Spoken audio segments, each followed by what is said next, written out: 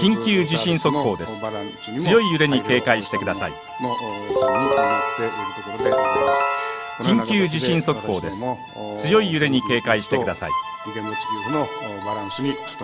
緊急地震速報。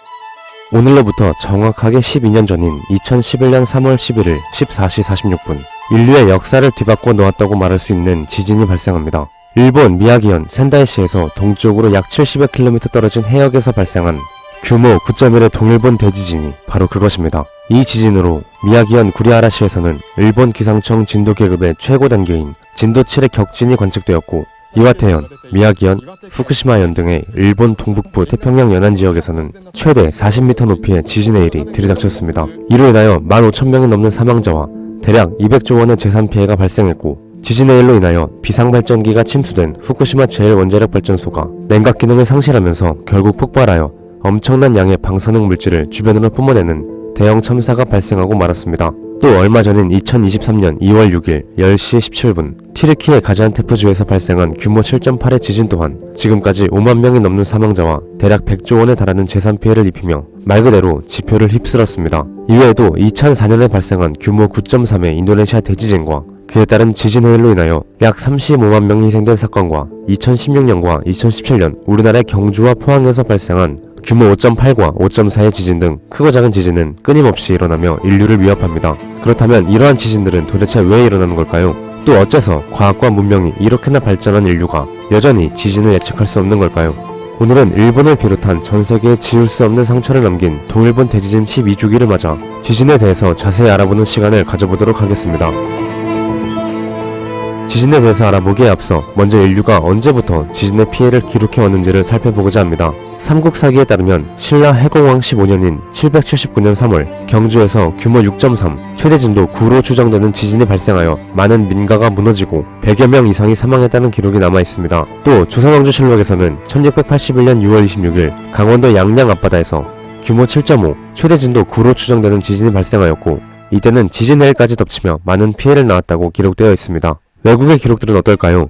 1556년 1월 23일 명나라 산시성에서 규모 8.0, 최대 진도 12로 추정되는 지진으로 약 83만 명의 사망자와 함께 도시 몇 개가 말 그대로 사라졌으며, 1707년 10월 28일 14시경에는 일본 와카야마현 남쪽 해역에서 발생한 규모 9.3, 최대 진도 7로 추정되는 지진으로 최소 5,000명의 사망자가 발생했으며 49일 후 후지산 대분화로 이어지는 등의 엄청난 재난이 발생했습니다. 또한 1755년 11월 1일 오전 9시 40분 포르투갈 남서쪽 해역에서 발생한 규모 9.0, 최대 진도 11의 지진과 이에 동반한 지진의 일은 포르투갈 자체를 쑥대밭으로 만들었으며 나아가 유럽의 이성주의 발현을 앞당기는 데 일조하는 등 역사의 흐름을 뒤바꾸기도 했습니다. 그런데 여기서 궁금한 점이 생깁니다. 어떤 지진은 약간의 흔들림만 동반하는 반면 또 어떤 지진은 지표가 갈라지고 해일이 몰려오는 등 엄청난 피해를 동반하기도 합니다. 지진의 종류나 구분이라도 있어서 그런 걸까요? 맞습니다. 지진에도 상당히 다양한 종류들이 있으며 이에 따라 발생하는 피해와 형태의 양상이 제각기 달라집니다. 지진의 종류를 구분하는 데 있어서 가장 기본적이면서도 중요한 것은 발생한 깊이입니다. 지표로부터 깊이 70km 이내의 얕은 곳에서 발생하는 지진을 천발지진, 깊이 70에서 300km에서 발생하는 지진을 중발지진, 마지막으로 지하 300km보다 깊은 곳에서 발생하는 지진을 신발지진이라고 합니다. 깊이의 구분이 중요한 이유는 당연히 지상에 가하는 피해 정도가 다르기 때문입니다. 같은 규모의 지진이 발생하더라도 지하 10km 정도의 얕은 곳에서 발생한다면 매우 극심한 피해가 발생하지만 지하 깊은 곳에서 발생한다면 진동조차 느껴지지 않는 경우도 많기 때문입니다. 두 번째 구분 방법은 판 경계의 형태입니다. 지진은 단층에서 발생하며 이 단층 또한 다양한 종류가 있지만 단층은 판의 운동에 따른 대륙이동의 영향을 받습니다. 그러므로 단층의 구분을 익히는 것은 지나치게 자세하고 내용이 방대하기 때문에 그 상위 카테고리의 판 경계의 형태를 이해하는 것이 좋습니다. 판이 이동하면서 판과 판의 경계에는 여러 형태의 지질 구조가 나타나는데, 크게 두 판이 서로를 향해 다가가는 수렴형 경계, 두 판이 점점 멀어지며 새로운 지각이 형성되는 발산형 경계, 마지막으로 두 판이 스쳐 지나가는 보존형 경계가 있습니다. 이 중 수렴형 경계는 해구나 열도, 산맥을 만들어내며 가장 격렬한 지진과 화산 활동을 보이는데, 대표적으로 일본 열도와 히말라야 산맥, 알프스 산맥 등이 있습니다. 발산형 경계는 두 판이 멀어지며 그 아래에서 마그마가 올라오며 새로운 지각판이 만들어지는 곳인데, 대표적으로 대서양 중앙해령과 동아프리카 열곡대 등이 있습니다. 보존형 경계로는 샌안드레아스 단층 등이 있습니다. 또 하나의 구분 방법은 지진 발생의 위치입니다. 육상 지진과 해저 지진으로 구분하는데 해저 지진을 따로 구분하는 이유는 바로 지진의 해를 동반하기 때문입니다. 해저 지진의 경우 단층이 위아래로 이동하는 지진에서 규모 6.5 이상일 때 지진의 해일이 발생할 수 있다고 합니다. 이러한 구분들을 볼 때 규모 6.5 이상의 천발 지진이면서 수령 경계에서 발생하는 해저 지진이 가장 위험하다는 것을 알 수 있는데 이 조건을 모두 채운 지진이 바로 동일본 대지진이었던 것입니다. 그럼 이제 지진의 종류를 알아봤으니 본격적으로 지진이 왜 발생하는지를 살펴보겠습니다. 지구 내부는 지구 자체의 질량에 의한 강력한 압력으로 인해 발생하는 열과 방사성 동위원소인 우라늄, 칼륨 40, 토륨 등의 붕괴로 발생하는 열로 인하여 내핵 기준으로 최대 6960도 수준의 고열을 유지하고 있습니다. 이렇다 보니 액체 상태인 외핵과 외핵 상부에 위치한 유동성 고체인 멘틀은 이 열로 인하여 느린 속도로 대류를 합니다.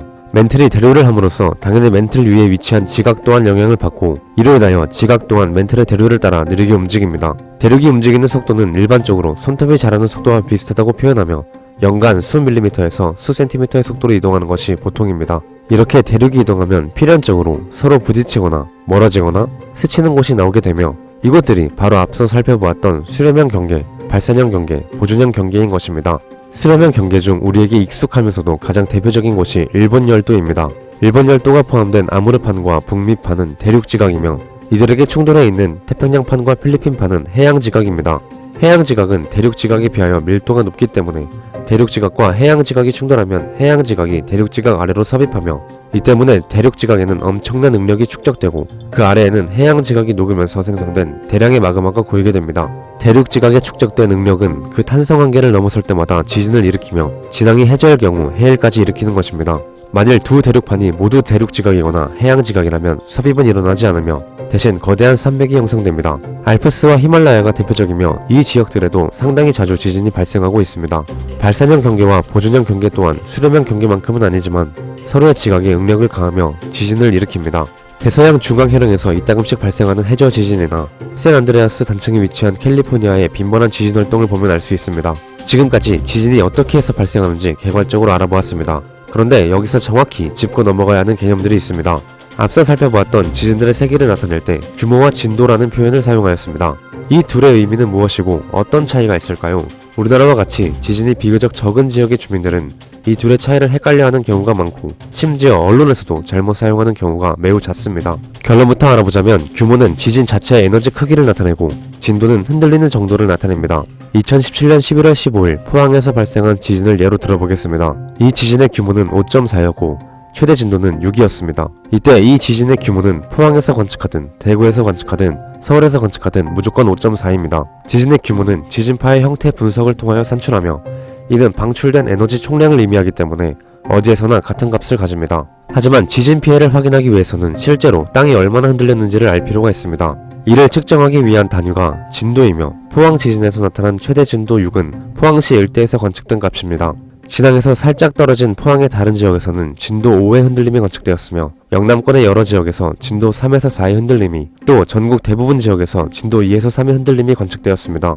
이렇게 진도는 그 지진으로 인하여 각 지역의 땅이 얼마나 흔들렸는지를 확인하는 지표로 일반적으로는 진앙에서 멀어질수록 점점 작은 값을 나타냅니다. 그런데 이 진도에는 크게 두 가지의 종류가 있습니다. 하나는 전 세계적으로 사용하는 수정 메르칼리 진도 계급이라는 척도이며 이 진도는 로마 숫자로 표기하는 것이 원칙입니다. 다른 하나는 일본에서 개발한 일본 기상청 진도 계급이라는 척도이며 이 진도는 아라비아 숫자로 표기하는 것이 원칙입니다. 일본은 선진국 중 압도적으로 지진의 빈도가 많은 나라로 20세기부터 독자적인 진도 계급을 개발해 사용해왔으며 이로 인하여 현재 일본과 대만에서는 이 진도 계급을 사용하고 있습니다.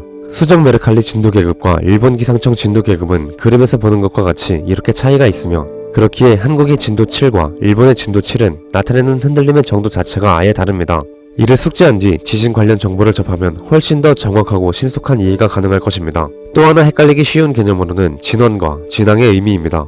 진원이란 실제로 땅속에서 지진이 발생한 지점을 의미하며 이는 당연히 지하 깊은 곳에 위치합니다. 진앙이란 그 진원의 바로 위 지표를 의미하며 일반적으로 지진이 발생하면 진앙에서 피해가 가장 크게 발생합니다. 이 때문에 일본과 같이 지진이 빈번한 지역에서는 규모 대신 진도를, 진원 대신 진앙을 훨씬 중요한 척도로 인식합니다. 규모가 7에서 8을 넘어가도 진도가 그리 높지 않으면 크게 신경 쓰지 않아도 되지만 규모가 4에서 5 정도의 비교적 약한 지진이라도 진도가 높다면 피해가 발생하기 때문입니다.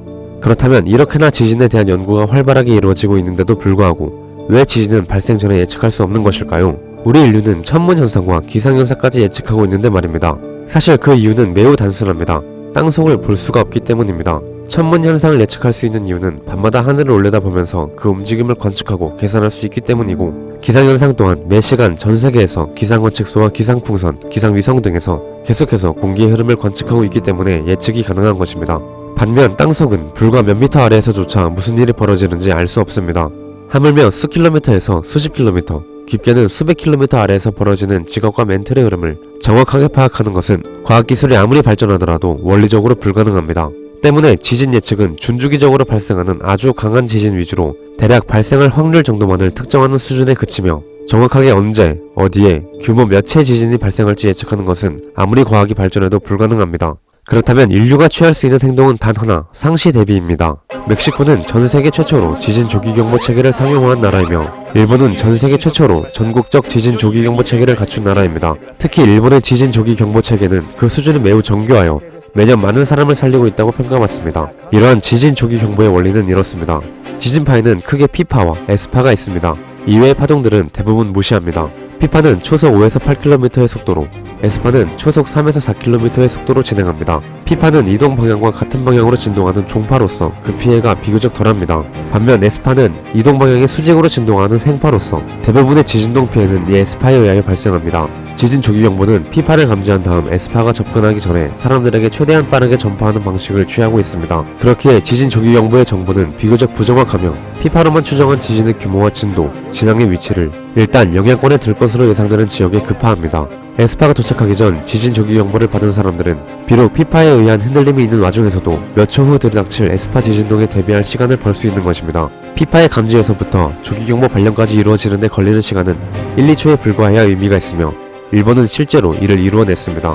우리나라와 미국, 유럽 등 세계 여러 나라들도 일본의 지진 조기 경보 체계를 학습하여 자국의 상황에 맞게 개발 및 운용하고 있으며, 우리나라 또한 몇 차례 규모 5대의 지진을 겪은 뒤 이전보다 상당히 신속해진 지진 조기 경보 체계를 구축하는 데 성공했습니다. 이렇게 지진을 예측할 수 없기 때문에 결국 지진 빈발 지역의 주민들은 늘 지진에 대한 불안을 안고 살아갈 수밖에 없습니다. 게다가 어느 정도 규모가 있는 지진은 절대 한 번에 그치지 않는다는 점 또한 문제가 됩니다. 일반적으로 규모 5 이상의 지진들은 전진, 본진, 여진을 동반하는 것이 일반적입니다. 2016년 9월 12일 발생한 경주 지진 또한 19시 44분에 규모 5.1의 전진이, 20시 32분에 규모 5.8의 본진이 일어난 후 그 뒤 몇 달 동안 여진이 이어졌습니다. 동일본 대지진은 2011년 3월 9일에 규모 7.3의 전진이, 3월 11일에 규모 9.1의 본진이 들이닥쳤고 10년이 지난 지금까지도 여진이 이어지고 있습니다. 문제는 지진이 발생한 순간에 이 지진이 전진인지 본진인지 구별할 수 없다는 데에 있습니다. 동일본 대지진의 전진 또한 규모 7.3으로서 상당히 강한 지진이었기에 이보다 더 큰 지진이 올 것이라는 걸 쉽게 예측할 수 없고, 또 오더라도 언제 어느 규모로 오는지도 예측할 수 없기 때문입니다. 이 때문에 지진이 한 번 발생한 지역에서는 여진 또는 더 큰 지진에 한동안 대비해야 할 수밖에 없습니다. 오늘 우리는 지진에 대해서 알아보는 시간을 가졌습니다. 지구상에는 지진이 비교적 자주 발생하는 지역과 그렇지 않은 지역이 있는 것은 사실입니다. 그러나 지구의 내부가 완전히 식어 정지하지 않는 이상 지진이 절대 발생하지 않는 지역이란 것은 존재할 수가 없으며, 오히려 지진이 오랜 기간 발생하지 않은 지역일수록 지진 대비가 취약하여 한 번 지진이 발생하면 피해가 더욱 크게 나기도 합니다. 또한 앞서 살펴봤듯이 땅속은 관측할 수가 없기 때문에 지금까지 알려지지 않은 단층에서 갑자기 발생한 지진으로 인하여 단층의 존재가 알려지는 경우도 많은 등 여전히 우리 인류는 지진에 대하여 연구해야 할 부분이 많이 남아 있습니다. 동일본 대지진 12주기를 맞아 앞으로 2편에 걸쳐 지진에 대하여 자세히 들여다보는 시간을 가질 예정입니다. 다음 영상에서는 후쿠시마 제1원자력발전소 사고가 어째서 일어났는지에 대한 이야기를 들고 다시 찾아뵙겠습니다. 감사합니다. 웨더노트였습니다.